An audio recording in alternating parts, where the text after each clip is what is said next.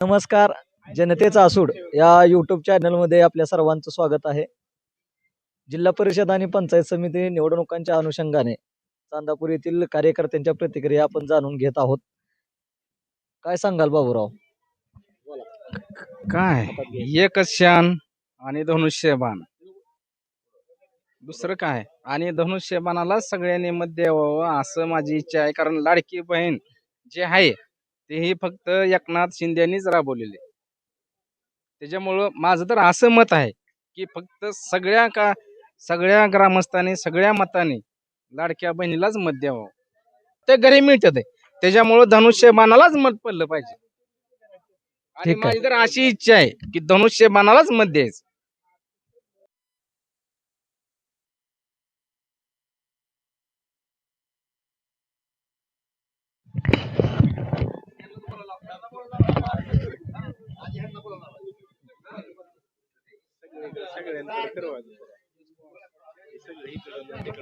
बर, आता तुम्ही बोलताय ना पहिल्यांदा? आता बोलताय ना? आता बोला तुम्ही. आता या पुढे परिषद आणि पंचायत समिती निवडणुकाच्या अनुषंगाने गावकऱ्यांच्या प्रतिक्रिया घेत असताना आपल्यासोबत भीमराव ढेरे आहेत, गावचे प्रतिष्ठित नागरिक. यांच्यासोबत आपण चर्चा करूया. काय सांगाल, काय परिस्थिती आहे गावात? परिस्थिती चांगली आहे. काय होईल मतदानाचं, कसं होईल तुमच्या गावात? 100% 70-30 होईल. 70-30? हं. 70-30 म्हणजे कसं पण? बाणाला. बाणाला? हं. बर. हा बरं, का बरं एवढं होईल असं वाटतंय तुम्हाला? हा का एवढं होईल असं? कार्य ज्यांचं आहे, दुसरी कोण कार्यातच नाही ते ना. गौतम बाबाचा भाव आहे तर त्यांचं भाव इकडे नसलं तरी एक नाही, तिकडे त्यांचं कार्य चांगलं आहे. आबा पाहिलं पंचायत समितीचं आहे तर गावातला विजय ही का नाही, वरचं 30% निम पहिलं होणार. 30% वरचं जी वाढीव आहे फक्त इजू पाटलामुळं आहे. काय सांगाल?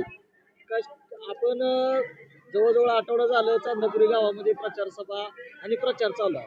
तर सध्या काय परिस्थिती आहे गावाची? तर मी या चांदापुरी गावामध्ये होम टू होम प्रचार केला. अगदी वाड्या वस्त्यावरनी गेलो, पण प्रत्येकांच्या प्रतिक्रिया अशा आहेत की आम्हाला एक तगडा उमेदवार सापडला आहे, काम करणारा उमेदवार सापडला आहे. त्याच्यामुळं तुम्ही आमच्याकडे यायचं सुद्धा गरज नाही, आम्ही तुम्हालाच मतदान करणार आहे. त्यांना माहीत आहे की मी पण एक संघर्षातून तयार झालेला कार्यकर्ता आहे. त्यांच्या पण अपेक्षा आहेत की अजून माझ्याकडून काय विकास झाला पाहिजे, सर्वसामान्यांच्या अडचणी सुटल्या पाहिजे. ते पाणी पुरवठ्याचा विषय असेल, लाईटीचा विषय असेल, मी त्यांना घरी जाऊन सांगितले की मी सर्व प्रश्न सोडवण्यासाठी या गोरडवाडी पंचायत समिती गणामध्ये उमेदवारी घेतली. आता पहिले एक 10 दिवसाचं वातावरण होतं, वेगळ्या पद्धतीचं होतं. आता शेवटचा टप्पा आलेला आहे. काय सांगाल, आपल्याला काय वाटतंय, काय परिस्थिती असेल या गावामध्ये? खरं तर मी तुम्हाला सांगतो की मी 5 वर्ष झालं काम करतोय. म्हणजे प्रत्येक गावागावामध्ये जाऊन मी काम केलेलं आहे. त्यामुळे जरी 10 दिवस झाले असले तर माणसं तीच आहेत माझ्यासाठी, आणि मी पण त्यांच्यासाठी एक घरचा व्यक्ती म्हणून ते माझ्याकडे पाहतात. त्यामुळे मला पाठीमागचं काय ना आताचं काय मला तेच आहे. पण जशा पद्धतीनं मी आज प्रचार करत आलो तशा पद्धतीनं माझ्या टक्केवारीमध्ये वाढ होत गेली. आणि त्याच्यामुळं प्रत्येक समाजातलं घटक, युवक, तरुण हे सर्व माझ्याबरोबर आहेत. आणि मला खात्री आहे की या गावामधून चांगल्या प्रकारे मतदान मला होणार. चांगल्या प्रकारे मतदान होईल असं त्यांचं म्हणणं आहे.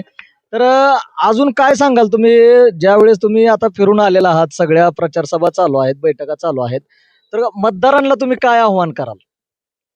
खरं तर मी जरी नवीन असलो त्यांच्यासाठी, तर मी या गावामध्ये खूप वेळा आलोय.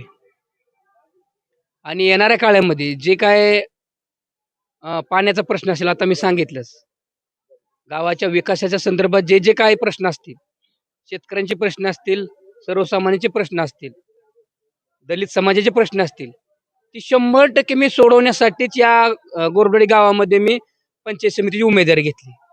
त्यामुळे मला सुद्धा खात्री आहे, त्यांनी सुद्धा आश्वासन दिले की आम्हाला अपेक्षा आहे की तुमच्याकडून काम 100% होणार म्हणून. त्यामुळे मला खात्री आहे की चांगल्या प्रकारे मतदान मला होणार. गावच्या प्रतिक्रिया घेत असताना आपण बघताय की सगळा जमाव इथं जमा झालेला आहे. आदरणीय दादा आपल्या सोबत आहेत. काय सांगाल दादा, एक 5 दिवसानंतर काय परिस्थिती बदलली आहे असं तुम्ही सांगाल? नाही, गावात चांदापुरी गावातील सर्व सुज्ञ मतदार आहेत आणि मतदारांनी निर्णय जो घेतलाय तो तुम्हाला ही लोक आणि जनता ही दिसते. आणि जनता ही कशाच्या पाठीमाग आहे? खऱ्याच्या पाठीमाग आहे.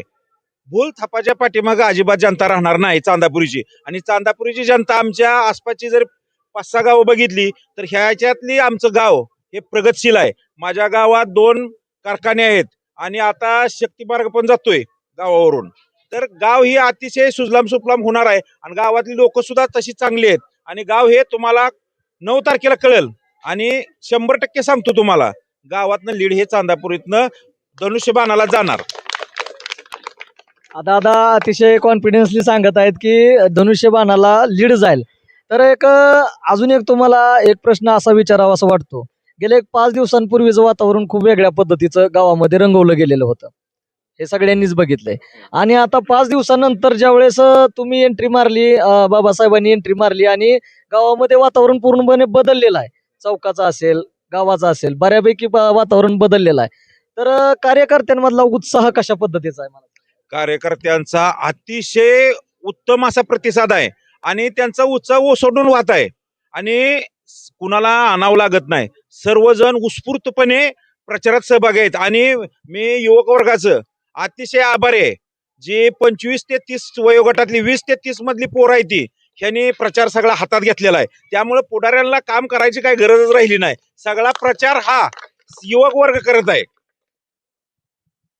आता एक शेवटचं प्रश्न तुम्हाला विचारावा असं वाटतो. आता या प्रचार सभांमधून आपण प्रत्येकाच्या घरी जात आहात, मतदारांना भेटत आहात. तर शेवटचं आव्हान काय कराल आमच्या माध्यमात? चांदापुरीच्या गावच्या सर्वांगीण विकासासाठी तुम्ही एकनाथ शिंदे साहेबांच्या शिवसेनेला धनुष्यबाणाला निवडून द्या. म्हणजे आपल्या ठवरे मॅडम, ठवरेताई आणि रेश्मा माने मॅडम यांना तुम्ही प्रचंड मतानं निवडून द्यावं असं मी माझ्या मतदार बंधू भगिनींना कळकळीची नम्र विनंती करत आहे.